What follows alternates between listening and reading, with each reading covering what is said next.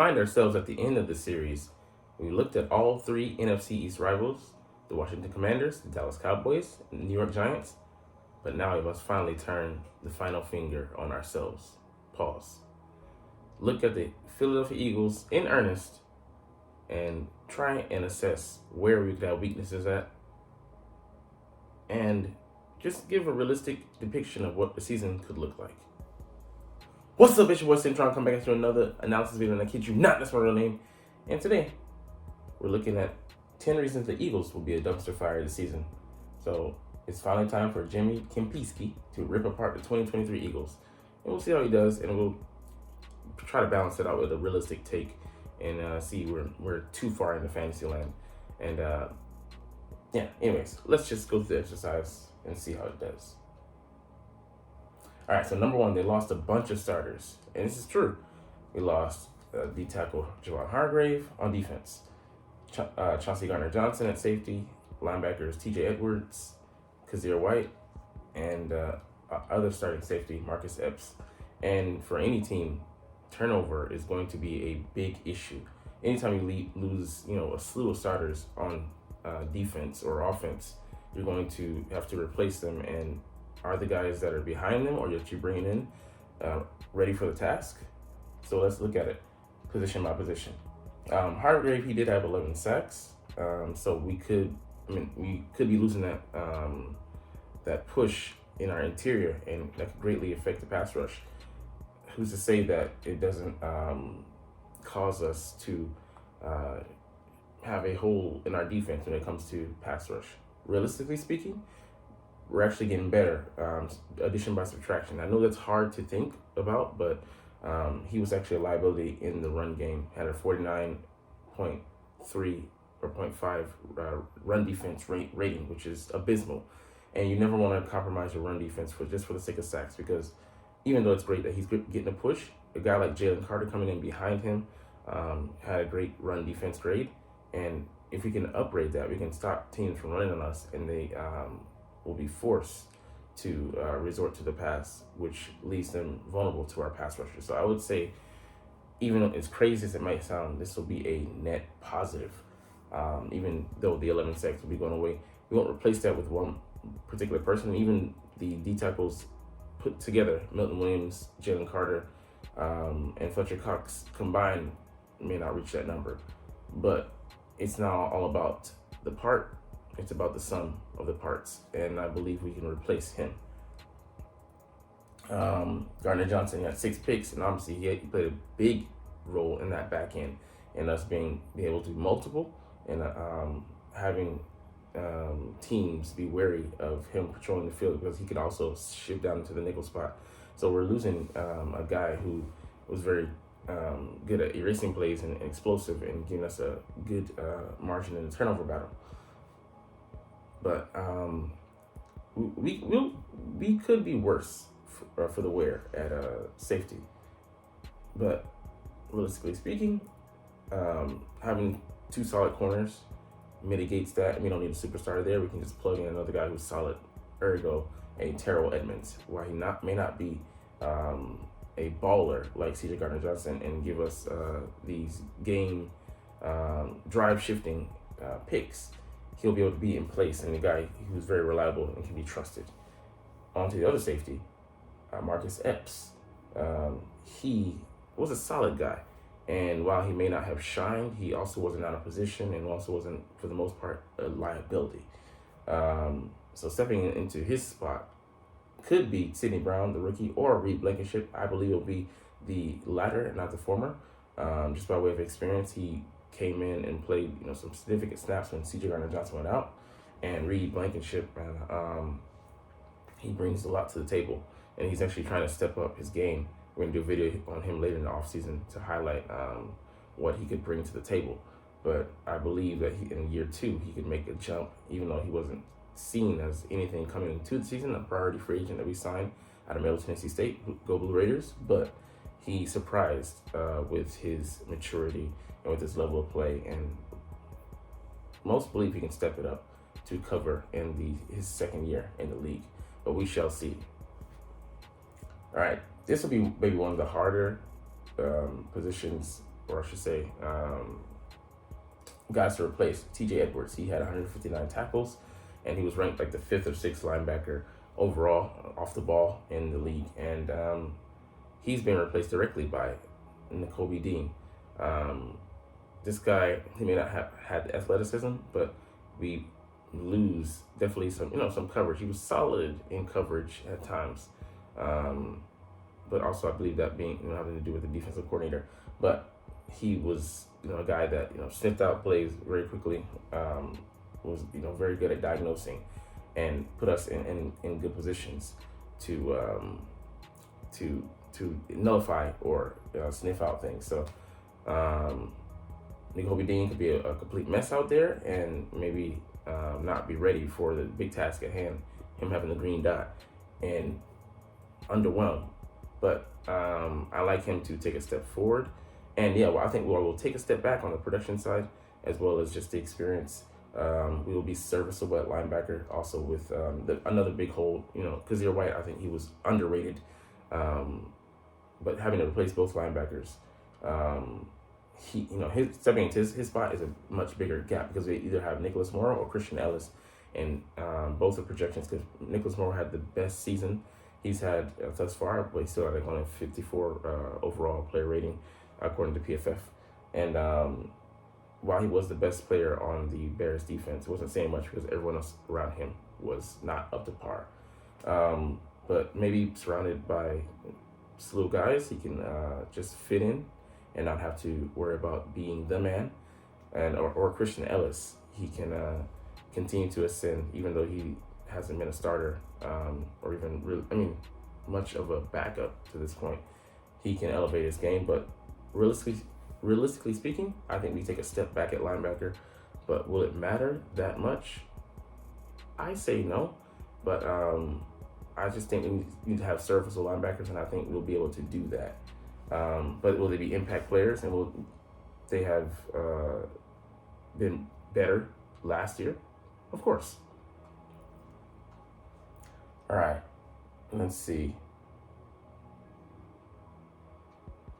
Did I cover everybody we lost? I think that's everybody. On offense, we lost Isaac Seumalo. Yeah, he was underrated. Had the size, and we could take a step back on offense with Cam Jurgens, who was drafted as a center, playing out of position, you could say, and Tyler Steen, the rookie who played tackle at Alabama and Vanderbilt, but is playing guard, slated to play guard. So both have experience, but one is a rookie, and one has 1 year in the system, but he was at a completely different position. And realistically speaking, they're not going to fill that gap like Isaac Seumalo did. But also, realistically speaking, they don't need to. Us having 4 other Pro Bowl alternate or Pro Bowl or All-Pro players at the left guard, left tackle, right tackle, and center positions. So it's not a great worry spot because the guys, they have talent, and I think they'll play at least a decent level. And if they do that as a unit, we'll be pretty solid. Well, it will be solid at the very least, pretty solid most likely. So a lot of their best players are getting older. Yeah. All right, Jason Kelsey, Brandon Graham are now 35. Lane Johnson's 33. Fletcher Cox is 32, and Darius Slay is 32 as well. And let's look at a stat here. So we're the only team that have 4 starters that are 32 years or older. And let's look at the other teams that have older starters as well in that age range. The Cowboys, 49ers, and Bills are the only teams that matter, that have 3 as well. Other teams that have 2 are playoff teams. Vikings last year, Seahawks. The Ravens didn't make playoffs last year? I think they did. The Jets, who were slated to be a playoff team this year. The Titans were a tough team. We'll give them that. And 1 is the Chiefs. And let's see, the Chargers are a playoff team. But you can see a lot of teams here, they have youth movements, but here's where this question gets tricky, because it doesn't really show you. I mean, this stat gets tricky because it doesn't really show you much. Just because you have that number of starters doesn't mean jack. It could mean that you have a youth movement and actually have inexperience. Like, let's see the Lions here, who are slated to be a playoff team, but we don't know what we're going to get from them game to game, week to week, and quarter by quarter. They could very well implode. They could very well excel into the playoffs, but we don't know what we're going to get because there's so much unknown there. And with the immaturity, like, for example, their second year receiver last year, I think it might have been a rookie, Williams, caught up in that gambling scandal. His season was cut short by 6 games. So, I mean, you got to deal with that. And then other teams, like Dolphins made the playoffs, Jaguars made the playoffs, Bengals made the playoffs, Browns could push, who knows. Giants made the playoffs, but all these other teams are developing, so they're young and dumb. So it just doesn't mean that much. It's all about the quality of the player who are at that age. And let's look at the guys individually. Jason Kelsey, he very well could have a setback, but his setback will still be better than 75% of the people around the league. Brandon Graham, he's a rotational player, so he's not counted on that much. But yeah, let's say he could hit a wall. He comes out from 11 sacks. Let's just say he gets half that 5.5. That's still a decent number. We're not counting on him for key production. And we're very deep. We're 3 sets deep, almost 5 solid people at pass rusher on the edge. Lane Johnson, 33. He played at the All-Pro level last year. So even if he takes a couple steps back, he's still better than most guys in the league at his position. And Fletcher Cox, this is the guy that you need to worry about the most here. He's still at a rotational position. It's him, Jordan Davis, Milton Williams. We have Moro Ojomo, who most likely won't even play this year. Marlon, as well as Kentavious Street, and Jalen Carter. So I think those are all the guys. I mean, we're not counting on him for significant snaps. We'd be looking at more like 40% of the snaps. If he plays that amount, he'll be good to go, and he can still be effective, which is key. Darius Slay, we'll talk about him a little bit later. But we didn't talk about Bradbury here. We expect a bit of a regression from 54.2, leading the league against opposing QBs. We don't expect that every year. That's a banner year. But him and Darius Slay, I expect him to take a couple steps back. Have them get burned on a couple more plays. Even then, still have a top 10 secondary. It's top 10 defensive rating. Or say defensive, top 10 play at cornerback for those two. Even if they take a couple steps back, that would be where they would land. So we're not overly concerned unless they completely regress. And they don't see that. He hasn't been played that poorly. Neither of them has. All right, they lost some coaches too. Yes. So with us losing Jonathan Gannon, theoretically we could lose our footing, and we're gonna go down in sacks. Sean Desai looks out of place. He's doesn't know how to use the pieces. And we struggle with an identity. Most likely, we'll take some steps back in the second department. We're not getting close to 70 sacks this year. It's the first year of an install for a new defensive coordinator, although they run the same principles, on the same principles, with them both being of the Vic Fangio disciple tree. It's going to be a different approach. Sean's going to most likely blitz a little bit more, mix up things. But like I said, if you can make adjustments, if he can blitz, and if he can disguise, yeah, he's got it in the bag being better. It's sad, but it doesn't take that much to be better than Gannon. But like I said, we most likely take a step back. But this will also be the first year, not expecting groundbreaking. We can most likely lean on the offense, who lost one starter and more liable to be stable, with one guy potentially rotating in Olamide Zacchaeus in for Quez Watkins. We'll see how that goes. But that's the biggest challenge. We have an offense. But there is, another challenge, with Brian Johnson. We'll see how he leads the offense. He's been here since Shane Steichen has been here. So he's been in the room, been observing, taking notes. It won't be a dramatic change from what we ran before, but there will be, his own imprint on the offense with the way, he approaches how Jalen is used and how we, run the run the RPO offense, as well as using the backside of the backfield, since we didn't do that really last year. A vital key dump off passes missing from this offense last year. So that'll be different, and we'll see how that goes, how the play calling goes. But him and Jalen Hurts go back to high school, so they have a great relationship. This isn't new. He's stepping into a different role for sure, and we'll see how he handles that. But I don't expect us to struggle. Like I said, we could take a couple steps back, but we very well could maintain or even in some ways supersede our production in 2022. Injury luck is going to run out. Hell yeah, man. You don't expect us to have all the starters available like we did from wire to wire. That was just, kind of going into that bonus category. And you expect it to regress this year. Hopefully not some key injuries, but we'll see what happens. You never know. It's one thing you can't predict. Who's going to get injured and how it's going to affect the outcome, the outlay of the season. Because you miss, some vital pieces. But, we do have depth, though. And I like that we do have guys. I mean, that's what separates us from the Cowboys, a big issue. Us having, backups at key positions and depth just to, to rotate people in and out.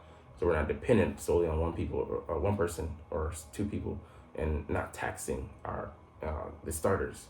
So, I mean, if you don't have depth in this league, yeah, you're going to suffer a fate worse than death. Death by 1,000 paper cuts. All right. Or just getting overwhelmed.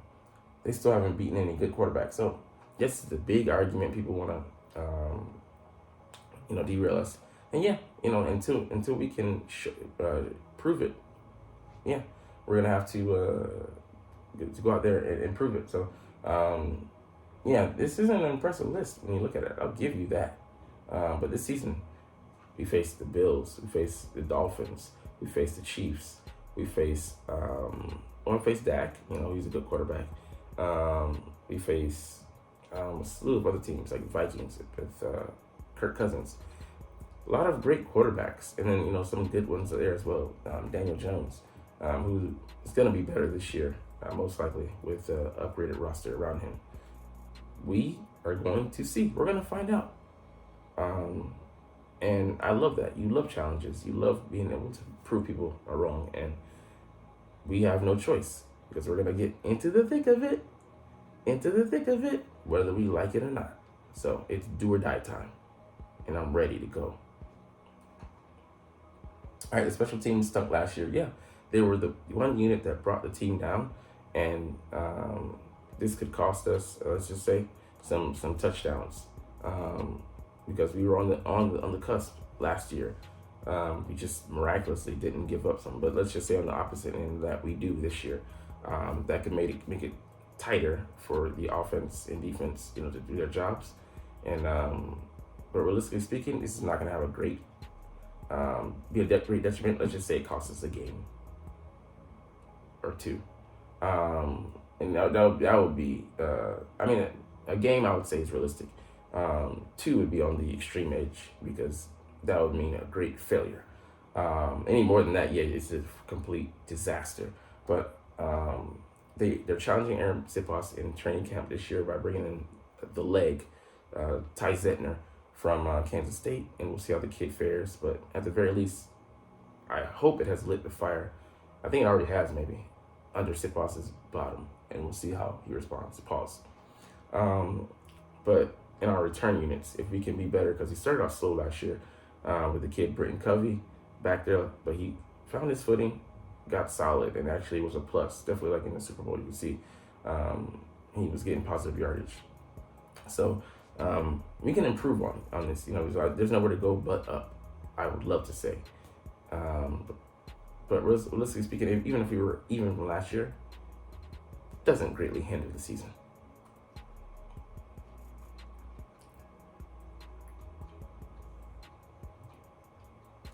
All right. They have the toughest schedule in the NFL based on 2022 results. Yeah, man. These teams have a combined record of 161 wins, 123 losses, and 4 ties for 56.6% difficulty. Yeah, tops in the league. And you're not looking at what teams that didn't make the playoffs, and even teams that are losing record. 1, 2, 3, 4, 5. And that's it, man. Everybody else had a winning record, and several of these teams are even they're not didn't have a good record slated to make the playoffs. Like the Jets, they're going to be competitive. So look at their win record. They're projected. Yeah, it looks tough, man, and this is going to be very interesting. Like the way the season is scheduled. So, like I would say this slate here when we face the Jets, the Dolphins, at the Commanders, the Cowboys, Chiefs, Bills, 49ers, Cowboys, Seahawks. It's going to be a tough stretch, so chiefly, no pun intended. 1, 2, 3, 4, 5. Those games back to back to back. It's going to be a gauntlet. So we could theoretically lose this one, lose this one, lose this one, lose this one, and lose this one. If you're looking at very worst case scenario. But realistically speaking, loss, win. Let's just say a loss and then win. That's 3 and 2. I would say at the very worst, which is most likely going to happen.